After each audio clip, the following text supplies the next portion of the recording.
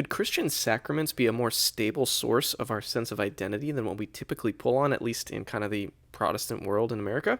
Well, that's Kevin Emmert's argument in his new book, The Water and the Blood. Let me tell you what I thought. Welcome to Books and Big Ideas, what I'm reading, what I'm thinking about, with Joel Wentz. So I just finished this new book by Kevin Emmert, published by Crossway, called The Water and the Blood, How the Sacraments Shape Christian Identity. Thank you to Crossway for sending me this for review. This is my honest take on the book. So let me take you through my typical format of the main idea, the research behind the book, the readability of its style, and then my reaction to it as a whole. So the main idea of this book is kind of an apologia or a defense of the sacraments, and it's particularly it's a defense of the sacraments to the Protestant, especially more evangelical, kind of low church, so to speak, type of reader. So this is coming from a perspective that has a little bit of a higher view of the sacraments in the life of the church than what your typical evangelical would have. Particularly, I think Kevin Emmert says that he is an Anglican practice. So he's coming from that perspective. So he's kind of defending the use of the sacraments, not only defending the use of the sacraments in the church and defending kind of a higher view of them, but really theologically defending the idea that our sense of identity should come from something outside of us, namely the practice of communion and baptism, which are the two typical Protestant sacraments that are recognized in various Protestant streams. So he's really trying to push back in two ways, I see it. He's trying to push back within kind of the Christian identity. He's trying to push back on the idea that our identity should come from something else, something inside of us, or some kind of expressivism or emotivism. He's trying to push back on that when it comes to Christian readers, and he's also trying to push back on the more broad cultural idea that our identity is something that we build or we discover or construct, that it really comes from something that's already given to us, namely Christ, but the means of which we kind of experience that routinely is through the sacraments of baptism and communion. So that's what the book's about.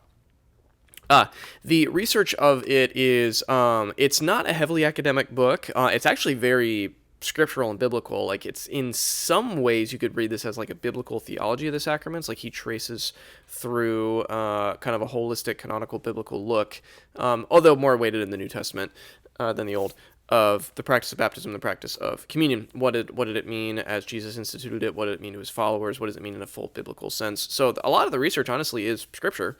But he also does talk about particularly, the other kind of heavy research is especially in creedal statements from the Protestant tradition. So things like the 39 Articles or Westminster or Heidelberg, stuff like that. He does quite a bit of pulling on those creeds, and really this argument is super, super Protestant, super Reformed, and it's really rooting it.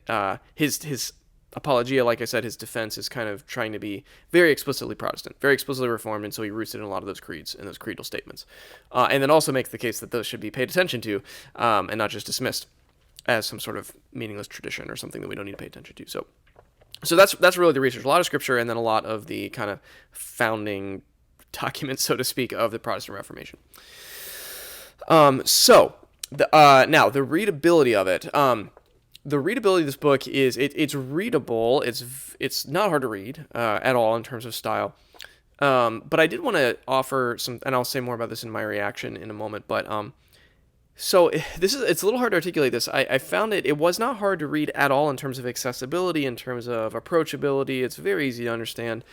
But I found the readability almost a little dry or rote or matter of fact. It's a very like kind of I almost said simple, which is not, that's not quite, I'm grasping at kind of words to describe the style of it. It's just very matter of fact. It's very straightforward. It's very, this is what communion means. Here are scriptures about it. Here's what it means in the tradition. This is what baptism means. Here's what it means in the tradition. It just kind of marches through a very, very straightforward argument.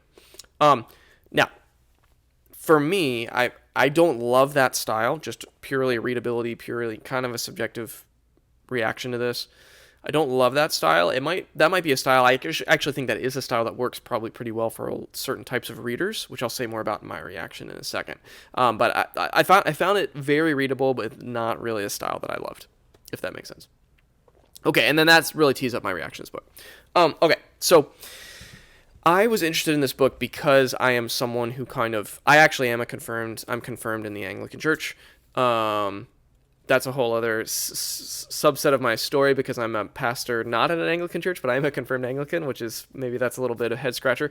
But I'm the kind of person, the only reason I bring that up is because it's very relevant to this book, because I'm the kind of person who grew up in a very, immersed in a very low church, pretty casual, evangelical background. We did communion, I think, once a quarter-ish growing up, meaning once every 3 months or so growing up in my church. And then I've come through to where I'm at now. I've come through to a more Anglican view of the sacraments. I have a much higher view theologically and ecclesiologically of the sacraments. And I especially resonate with the argument that the sacraments are a more stable source of identity when it comes to personal individual identity as a Christian and as a believer. I've come to a much more, actually, and also part of that was discovering, which he does a great job in this book at kind of nuancing the different Reformed streams when it came to the sacraments. So a lot, like Zwingli was the one who had the much lower view of the sacraments, which was very different from what both Luther and Calvin thought that was going on with the sacraments. And so he does a great job, I think, at retrieving that when it comes to his argument. So I'm saying all this to say that I entered this book with some interest and a predisposition to agree with the argument, because I've already come around to a higher view of the sacraments in my own kind of life and practice. And the church that I lead does do communion every week. Partly because of that view. So that's where I came into this book. So I did not come into this book as someone needing to be convinced. I didn't come into this book skeptical or kind of defensive at all. I more came into this book thinking, oh, this is interesting. I'd like to see how a thoughtful Protestant, especially someone who's so reformed, which he is, would get at this topic. So that's how I entered it. And I liked it. I found it very sensible. I found the arguments made complete sense to me. They resonated with kind of where I was already at. At the end of the day, and this is I'm not gushing about this book. You can probably tell even just kind of my reaction here. I'm not gushing about it. I liked it. I wouldn't say I loved it, but that's more just because of, I think, A, where I came into the book, the perspective I had coming into the book, and then B, what I talked about with the readability and the stylistic piece of it. This is going to sound harsher than I mean it to, but I kind of put the book down with a little bit of a shrug, and that may or may not be fair to the book because, again, of where I came in, the perspective I came into it with. It just didn't push or move the needle for me really in many ways. I did appreciate the retrieval of some of those Reformed voices, and I thought some of the pulling out some of the generally maybe overlooked or underappreciated Reformed kind of statements of faith and documents. I thought that was helpful. But yeah, nothing pushed or challenged or provoked me anything too significantly. And so I kind of put the book down. I thought, yeah, that was good. That made sense. That was a sensible argument. Now, that's me. I'm putting that reaction out there because if you're a prospective reader of this book, if you resonate with where I've come from on my journey, if you have similar processes, you might have a similar reaction to this book. However, I want to end this review with kind of some thoughts about who this book might be for. If it's not for people like me, if you have the same story I have or a similar story. However, I do think this book might have an audience, and I do think this book is going to be a good book to give to someone in a community or someone in a church who maybe has a very, very low view of the sacraments, or maybe doesn't understand how the church has historically approached communion or baptism, or someone who's in a maybe more reformed, maybe more evangelical, more low church setting, maybe someone who is in that setting and maybe wrongfully thinks that the Reformation did away with all that stuff.